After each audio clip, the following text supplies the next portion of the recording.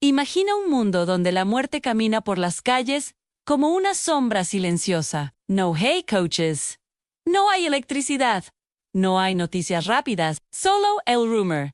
El miedo y las campanas que repican sin descanso. En Europa del siglo XIV, la gente empezó a notar que algo invisible estaba llevándose a sus vecinos. Nadie sabía qué era, ni cómo detenerlo, y la palabra plaga empezó a resonar en cada rincón. Los barcos que llegaban desde el Mar Negro traían telas, especias y mercaderes, pero también ratas infestadas de pulgas. Y estas pequeñas criaturas transportaban la muerte más rápida que cualquier ejército. En cuestión de días, las ciudades comenzaron a enfermarse, y la gente empezó a hablar de la muerte caminando por las calles. Algunos la veían como un castigo divino, otros como un mal que no podía explicarse. Por las noches, los callejones se vaciaban, pero las sombras parecían moverse con vida propia. Los habitantes aseguraban ver figuras encapuchadas que inspeccionaban cada puerta, como si eligieran quién sería el siguiente en caer enfermo. Algunos que permanecían despiertos escuchaban pasos, susurros y golpes lejanos en las paredes. Alguien de la casa amanecía con fiebre y manchas negras en la piel. La enfermedad era rápida y letal, y el miedo comenzó a apoderarse de todos. Los médicos llevaban largas máscaras con pico de ave, llenas de hierbas aromáticas para filtrar el aire. Para los habitantes, no eran médicos, eran heraldos de la muerte. Ver uno de estos hombres entrar en tu calle era como recibir un aviso ¡Ang!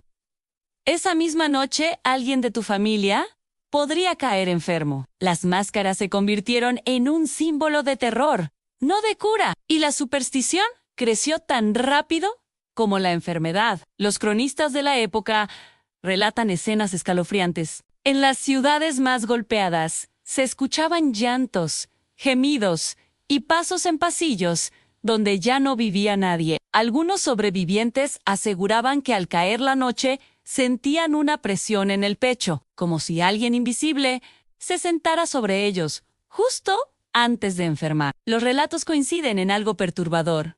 A la muerte no solo llegaba con fiebre, sino acompañada de sensaciones imposibles de ignorar. En los monasterios, los monjes y novicias también sufrían. Mientras rezaban, escuchaban voces que no pertenecían a nadie conocido, repitiendo los nombres de los que iban a morir. Nadie se atrevía a mencionar estas experiencias públicamente. Eran transmitidas en susurros, como advertencias para los que aún quedaban vivos. Algunos cronistas modernos consideran estos relatos como producto del miedo y la sugestión colectiva, pero la coincidencia de los testimonios es demasiado fuerte como para descartarla por completo.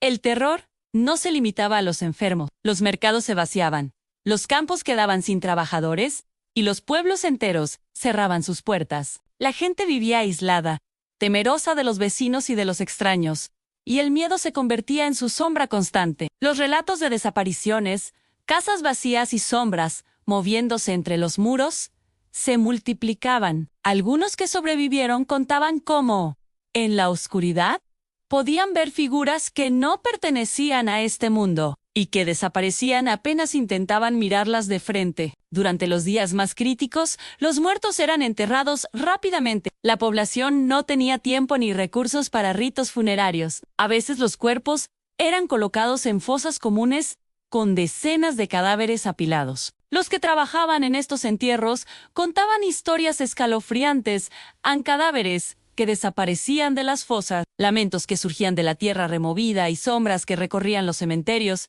mientras nadie más estaba presente. Algunos juraban que la peste tenía un acompañante invisible, una presencia que guiaba la muerte, y que podía ser percibida solo por los vivos más cercanos a la tragedia. La plaga avanzaba sin lógica, y los sobrevivientes empezaban a notar patrones inquietantes. Las casas que parecían a salvo un día amanecían con enfermos al siguiente. Las figuras encapuchadas se veían más a menudo durante la noche, y los rumores sobre presencias extrañas se extendieron de ciudad en ciudad. Nadie estaba a salvo, ni ricos, ni pobres, ni nobles, ni campesinos. La muerte se había democratizado, y su sombra se sentía en cada rincón de Europa. En los pueblos aislados, algunos intentaban escapar a las montañas o al campo, pero incluso allí, Los relatos hablaban de viajeros que desaparecían sin dejar rastro. Algunos regresaban días después, enfermos o murmurando palabras incomprensibles sobre figuras que los habían seguido en la oscuridad.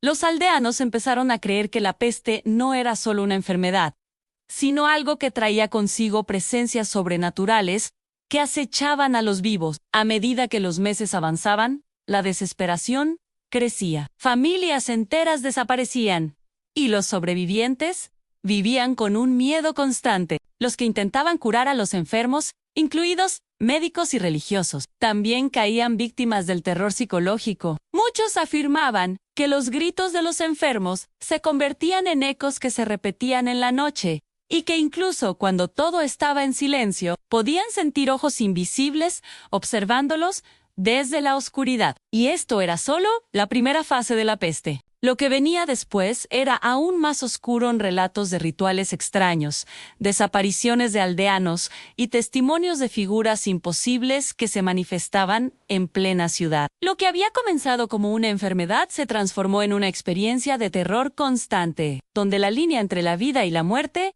se volvía difusa, y la superstición se mezclaba con la realidad. Y tú, si vivieras en esta época, rodeado por calles llenas de muerte, campanas, figuras encapuchadas y sombras que se mueven entre los vivos, ¿te encerrarías o saldrías a enfrentar lo imposible? Piensa en ello mientras recuerdas que esta historia es real, que sucedió en nuestra historia y que aquellos que vivieron este horror dejaron sus relatos para que nunca olvidemos la sombra que acompañó a la peste negra.